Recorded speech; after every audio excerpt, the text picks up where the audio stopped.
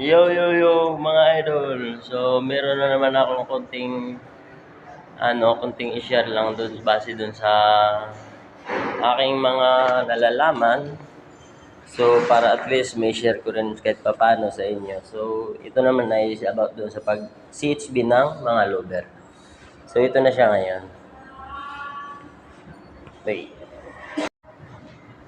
Yan. So ito yun. Base kasi doon sa plano namin is yung lover na yan is nakapantay dito sa header. Yan, kita nyo yung header ng bintana. Ayan. So, ang ganito, paano nyo yan maipapantay yung header ng lower at header nito? Diba?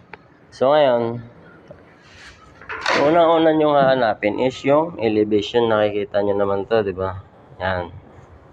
Kung anong sukat nung, kung ano to, halimbawa elevation na to, susukatin mo to, yan, dyan. Yan. Yan. Yung elevation na yan, susukatin mo yan. Yan. Kung anong lalabas na sukat dyan, sa header halimbawa is,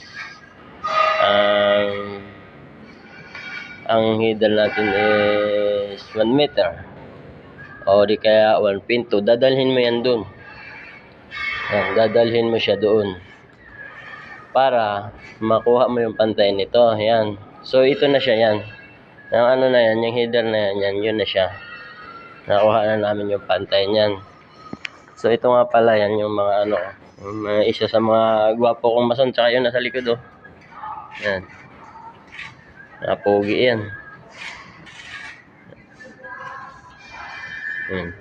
So ito naman, ang ginawa ko lang dito is yan. Nag-groove lang ako dyan. I-grinder ko lang yan. Yan. Kaya ang ginawa ko dito yan. So yan ang resulta niya. Na ginawa namin na lower. Yan. At saka ito naman kasi dapat ito yan. Itong ano na yan, yung area na yan, dapat nasa hulog yan pag gagawin mo. Tapos ito rin, dapat nakalibel yan. Kasi yan, nakapix na talaga yan, so wala ka na dapat aayusin. Yan.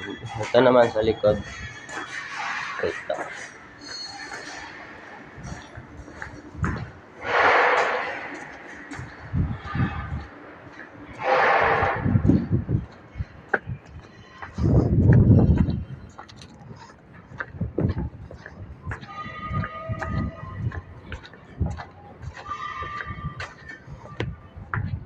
So ito naman sa likod yan na yung kinalabasan niya. So ito naman talaga is dapat ito nasa hulog din. Yan. So pare-parehas yan, yung laki niyan. Nitong mga kanto na to. Yan. Tapos yan na. Nagli-layout na dyan sa taas yan.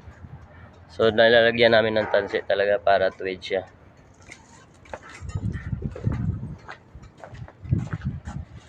Yan.